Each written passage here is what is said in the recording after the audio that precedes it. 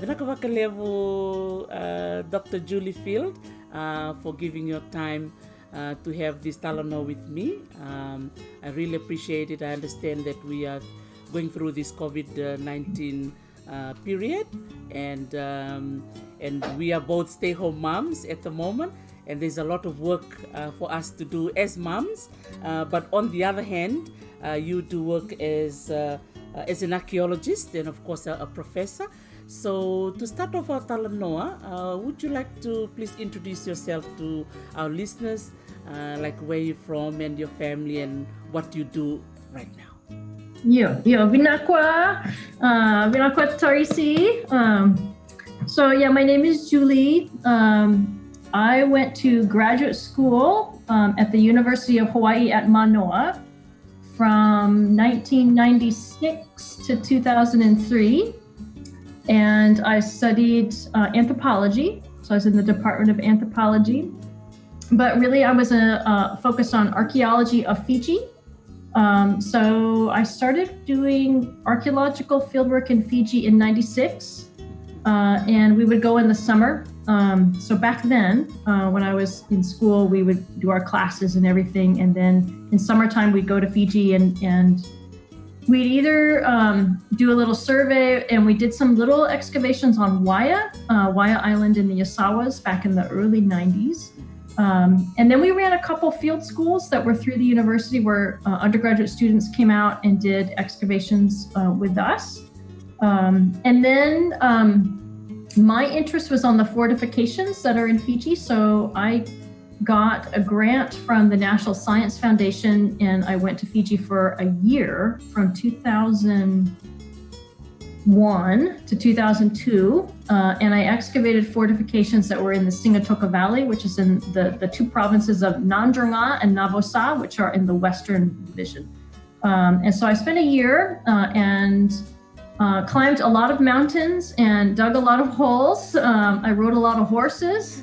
I lived in the villages. I picked up a bit of Nadroga and Navosa dialect, which is similar to probably what you've learned in your class, but not exactly the same. They've got a lot of their own words. And then after that, I wrote a dissertation about really the origins of fortifications in Fiji and what it was that was maybe driving people to build them. And then after that dissertation was over and I finished, I had a couple of different jobs and eventually got hired as a university professor at Ohio State University, which is in Columbus, Ohio. And I'm not from Ohio, so this for me was moving to a place I'd never been. And I got that job and I've been here for 14 years now. I've done more archaeological research in Hawaii. I've actually written a book about agriculture and subsistence in ancient Hawaii. And then I've had a project in Fiji for the last 5 years looking at the history of fire when the first farmers moved into the interior of Veitalanoa. And I'm still working on parts of that. And then more recently, I published a book on world prehistory. It's a textbook called World Prehistory and the Anthropocene. And it's about how humans have created this world that we live in. I've been trying to get funded to work on a project looking at the prehistory of fish ponds in Hawaii, particularly one on Maui. And so I've done a little bit of grant writing, but haven't been funded yet for that particular project. But that's sort of where I'm going next. I have I have 3 graduate students, one of which is working in Fiji on the Tuala Laita, which is the ancient trail system, where the path of the spirits. He's interested in trails and paths. And then I have another student who works in Samoa, and then a new student who's looking at river tave, the river mussel, and harvesting river mussel in Fijian prehistory. So that's my new MA student. So I'm interested in how people make food in the past, how they become farmers. I'm interested in how they change islands to become farms. So most of my studies have been on how do people make choices about what are they going to plant and how are they going to construct, new gardens. Where are they going to live? If they're fighting with their neighbors, how are they going to either cooperate with them or have conflict with them? And so that's really what I focus on, is like, how do people make those big decisions about how to live their lives when they come to islands like Viti Levu and have this big place? It's a big place, and with big trees and lots of land, how do you make a choice about what are we going to focus on? So that's really what I do. So right now I'm a university professor, and I teach an archaeology of the Pacific Islands course. And then I teach a variety of archaeology courses, and then I advise students. And very rarely do I get to talk to people about Fiji, so I'm very excited.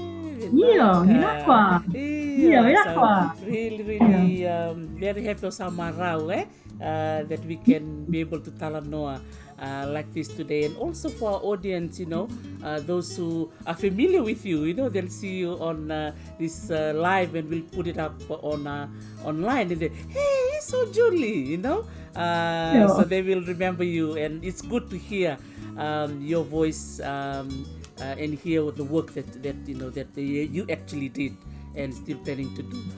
If I can just step back a little bit in terms of your interest in archaeology, what actually motivated you to go down that path? I just always liked it. When I was a teenager, I heard about an institute that's in Colorado called Crow Canyon Archaeological Center, and it's a center for the public to go learn archaeology. And they have a summer camp for high school aged kids. And so I saved up my money. I had a house cleaning job after school. And so I saved up my money, and I went to that summer camp when I was 16.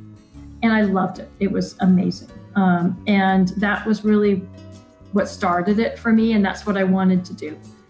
So I started very early. And, I'm never bored. There's so many amazing, interesting things about everybody's prehistory. I mean, I find everyone's prehistory to be interesting. I wish I could, do more with the time that I have, because I just find it fascinating. So that's amazing. And thank you for sending me, your recent book, and I was sharing it with some of our students last semester. So I'll be looking forward to include that in our, course list. Reading list, so that our students can be able to learn and appreciate the hard work that you and your team put together. Wow. So in terms of Fijian archaeology, and you've highlighted a few things already earlier on, what are some of the highlights of you worked in Yasawa, and you worked in Singatoka, and given the knowledge that you have acquired over long time now, over 20 years, what are some of the highlights of you of looking at Fijian archaeology and some of the findings that you have acquired? I'd say the highlights would be that when people arrived on Viti Levu, they moved up from the coast up into the interior very quickly. And that's always was a question that, when they arrived, right, when Lapita people arrived, we know that they, were fishermen, and we know also that they were farmers, but we don't know really where they were. And since their communities were on the coast, it sort of seemed like, well, they must have stayed down there. And the research that I have done has shown that within a few hundred years, they moved right into the interior and started burning it down. So they were farmers. They went in and looked for places that were good for farming, and they used fire as a tool to just get the forest open so that they could put in their gardens. And the earliest, from the excavations that we did in 2015 and 16, we did terrestrial coring, where we took this drill and we drilled a long drill into the ground that was a cylinder, and we pulled out this long cylinder of dirt, basically, and then took samples along the cylinder and radiocarbon dates along the cylinder, and then analyzed the microfossils of plants, pollen and phytoliths from that sediment. And what we determined was that within probably 200 or 300 years of Lapita arriving in Fiji, they had moved all the way up into the interior and were starting to garden. And the first plant that we can detect is banana, which makes sense because banana grows fairly quickly. You can bring banana on a canoe and plant it, and you can leave it alone. You can go away and the banana will just grow. You don't necessarily have to weed it because it can grow tall. So if you open up a space, it will grow. And so the very earliest crop might have been banana, followed by dalo. And for dalo, you just look for a good place that's got enough water, and you can open it and put dalo in there. So for me, that was really amazing because it's like, well, they must have realized how big Veitalanoa was. And they must have been tramping up into the interior, from the very beginning, and then picking out spots that they knew would be good for farming. And so that shows that they were thinking, we're going to stay. We're going to turn, this very large island, we're going to grow food here. And we're not going to necessarily be spending our time at the coast catching mollusks and eating those things or fish, that we're going to be farmers. And so for me, that shows that they had really that was their mindset, was to make the land into a garden, and then their communities would grow where the garden was. The other thing, just sort of other highlights, when I did my dissertation, I was surprised at how old some of the fortifications were. So it was kind of a question for a long time how old the fortifications were.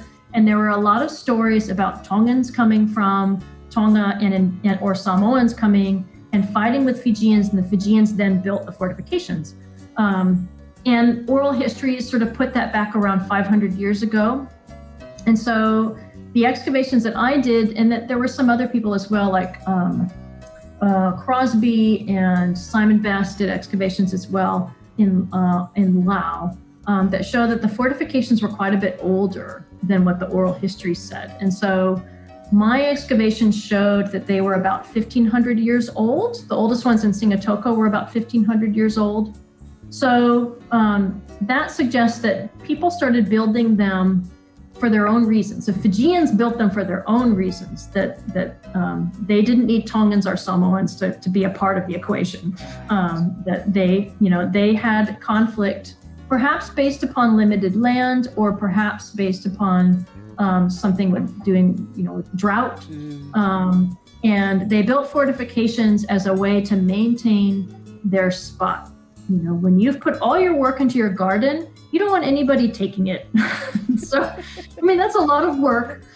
So it makes sense to fortify your village so that even if they come and raid your garden and ruin it, you're still there, and you can replant next year.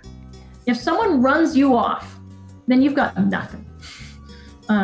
And I remember there's a phrase up in Navosa, and I can't remember the translation, but the translation is all for nothing. And they would say that all the time when they were really mad about something. That was all for nothing, because it's a very rocky country, and up in the highlands, if something gets ruined, you're just mad because it's like, damn it, that was all for nothing. And so there was very much that idea that we got to make sure that we have our spot.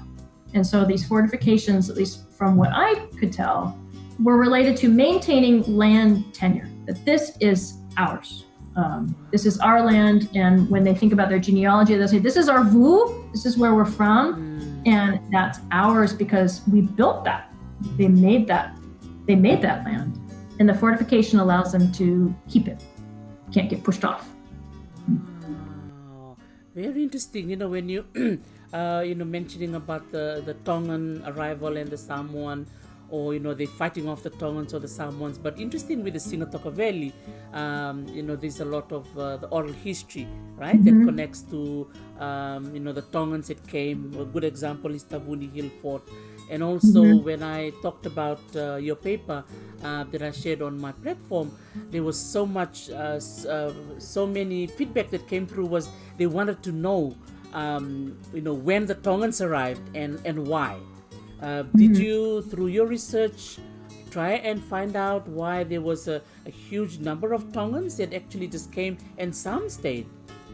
Yeah, there was no physical evidence that would say this is Tongan or from Tonga, and it's I didn't specifically look for that, but the things that we could try would be either adzes, like if the stone adzes were actually from Tonga, that if we found those and we tested those, we could do that. Or some of the pottery could have been made in Tonga or Samoa, but that hasn't been tested either.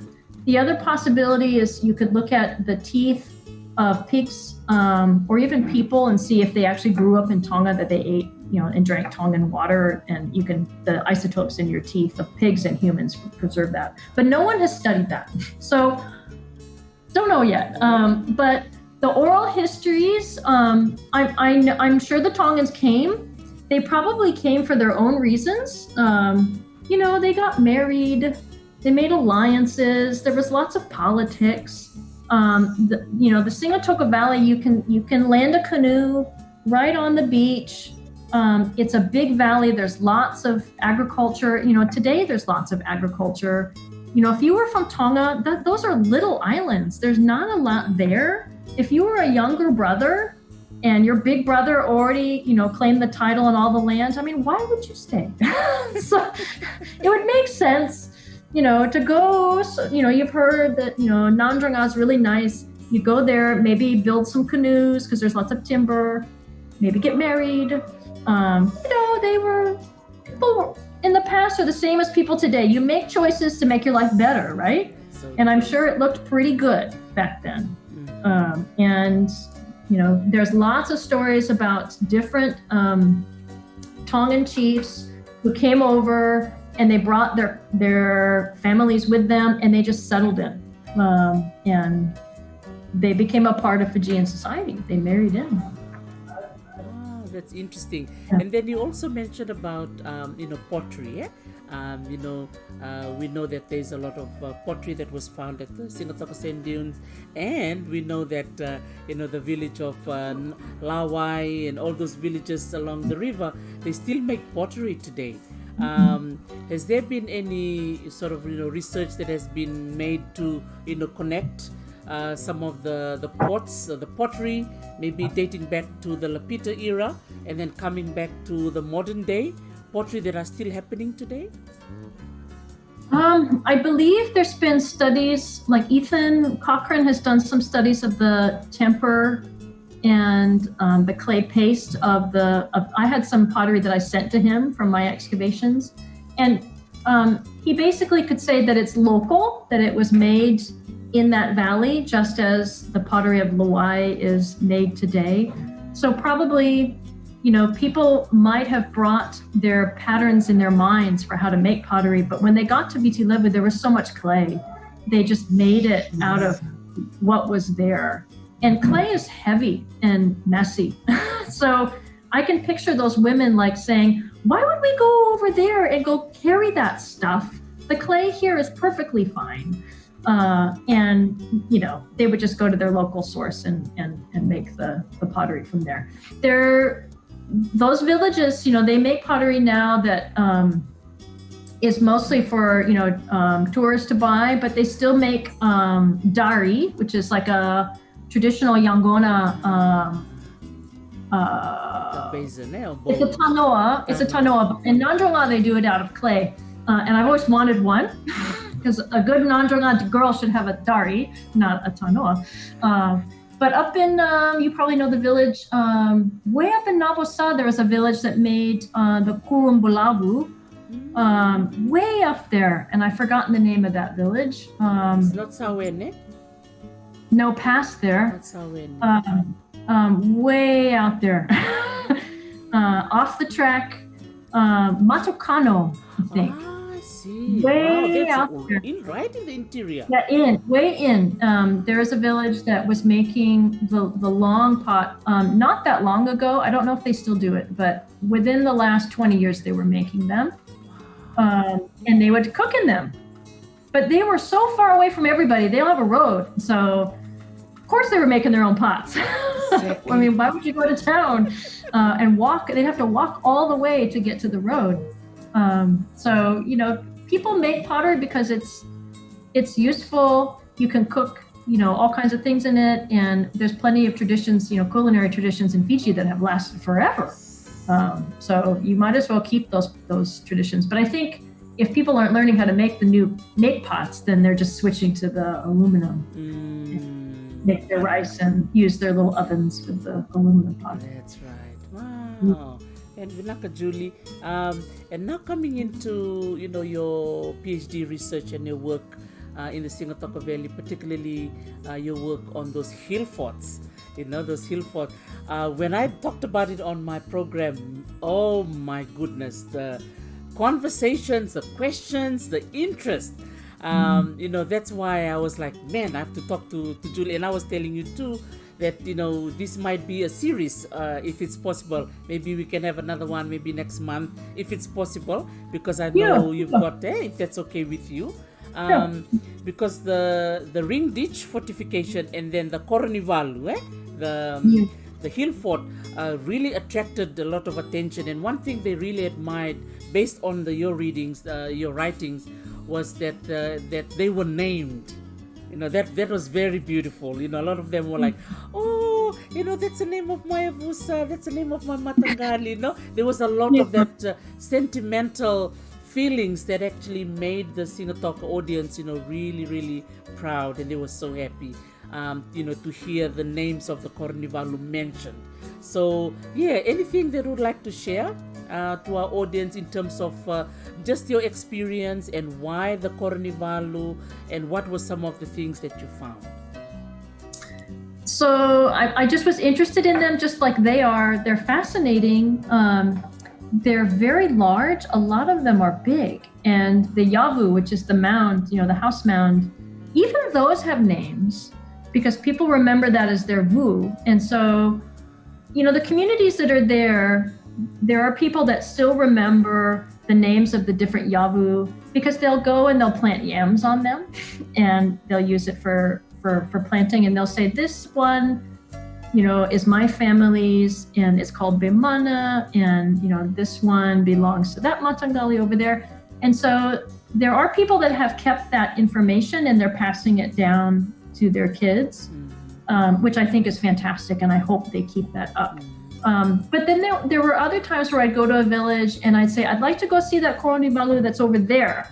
And they'd say, what are you talking about? And I'd say, there's one right over there. And so we'd go, bushwhack, and we'd end up there, and you could see the yavu, and they're like, we didn't know about this one.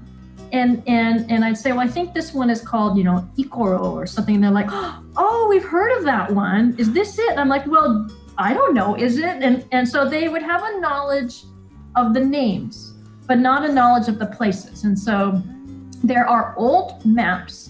The tuku-tuku, I don't know if your readers know about the tuku-tuku, but there are old maps that were created in 1916 that record a few of the fortifications and put the names next to them.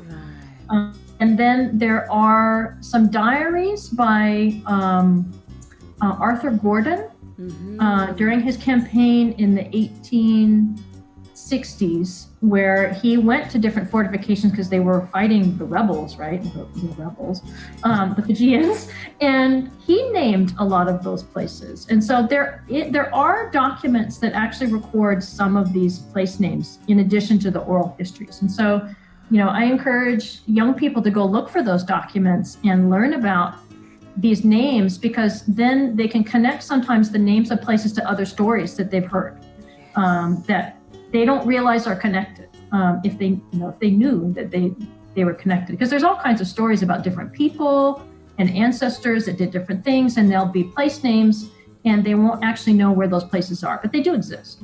And I know bizarre Fijian information, and sometimes like, God, if people knew what I knew, I probably shouldn't tell certain things, because I'm like, well, that Matangali, their land, is the cave, but some other Matangali claims the cave is theirs, and I don't really want to mention that, and that's just a problem. And there's all kinds of stuff like that. But all of that political history to me is fascinating. And so it's a part of the fortifications, it's a part of their history, and it's something that I really would like to see preserved. And so I only, can do the little bits I do, and I try to write as much information as I can and hope that it gets saved and that people can use it. But I hope someone else picks it up someday and takes it, further.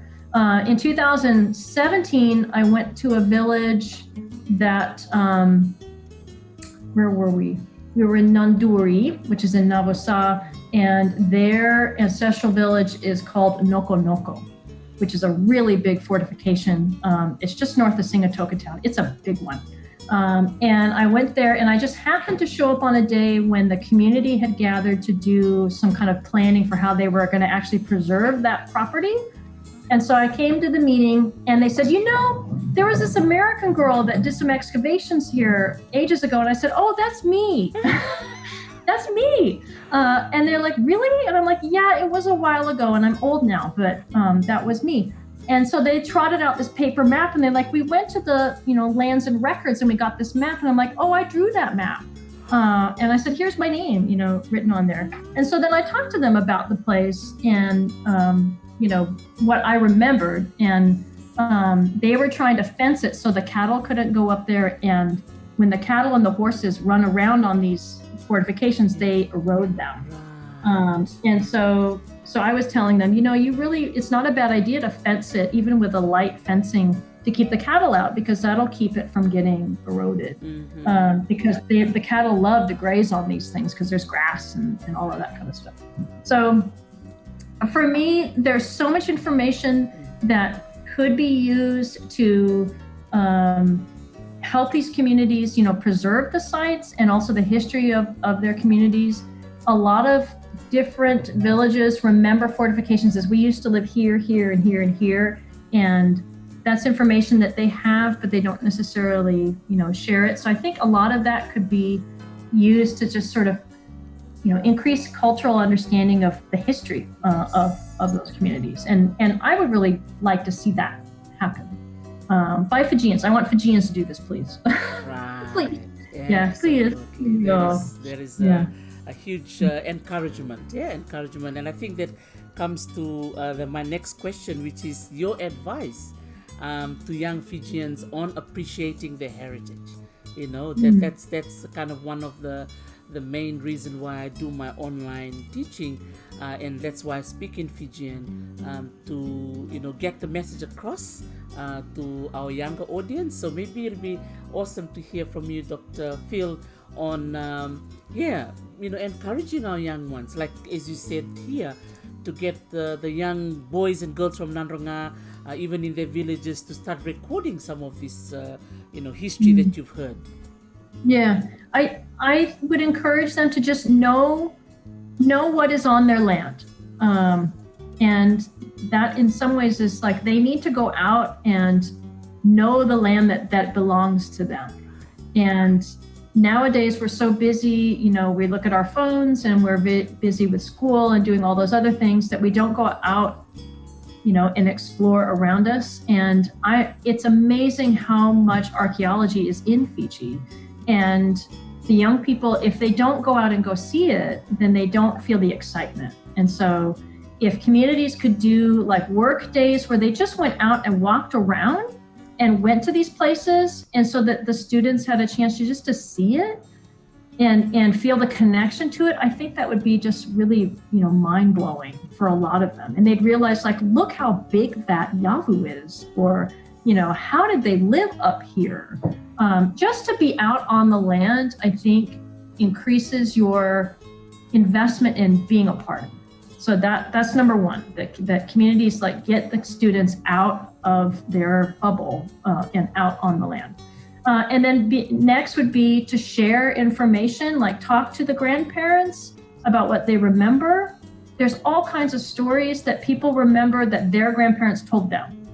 And they got to get those stories. And grandparents have to make sure they hear it and not think that they don't care, but actually we're going to have storytelling time and we're going to tell you the story that I heard.